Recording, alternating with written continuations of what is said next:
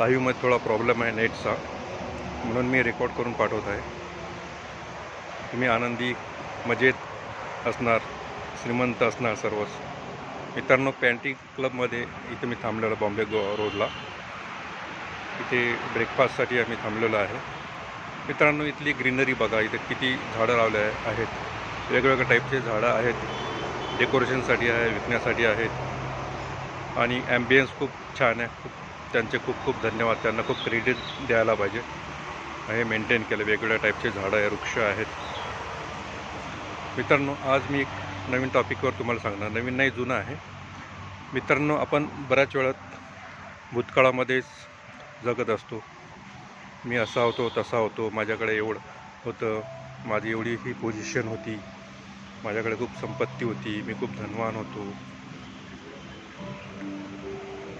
माझ्या हाताखाली खूप लोक कामं करायचे, असं आपण बऱ्याच वेळा आठवतो आणि प्रेझेंटमध्ये जगत नाही.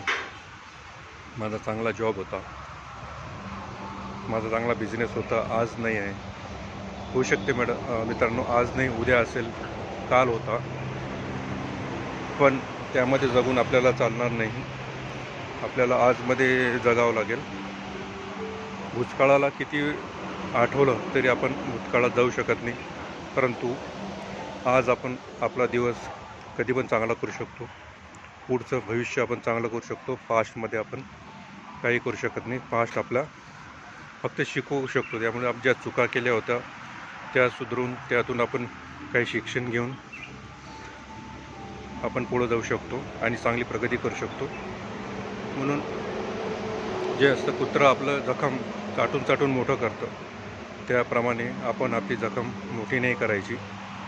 आज जे आहे, आजच्या जीवनात जगायचं आणि आज काय करू शकतो ते जर आपण बघितलं तर आपण पुढची पायरी आपल्याला चढायला काही त्रास होणार नाही. म्हणून मित्रांनो, स्वच्छंदी राहा. आजमध्ये जगायला शिका. हे बघा, वृक्ष किती छान आहेत, हिरवीगार नर्सरी आहे. हे स्वच्छंद आहे, यांना कसलंच टेन्शन नाही आहे. हे आजमध्ये जगतात. मागं कसे होते, काय होते, याचं काही घेणं देणं नाही. म्हणून आपण सर्वांनी पाचचा विचार न करता आज काय करू शकतो, आज माझ्या काय हातात आहे, त्यावर विचार केला तर आपल्याला खूप काही आपण सुखी होऊ, समाधानी होऊ.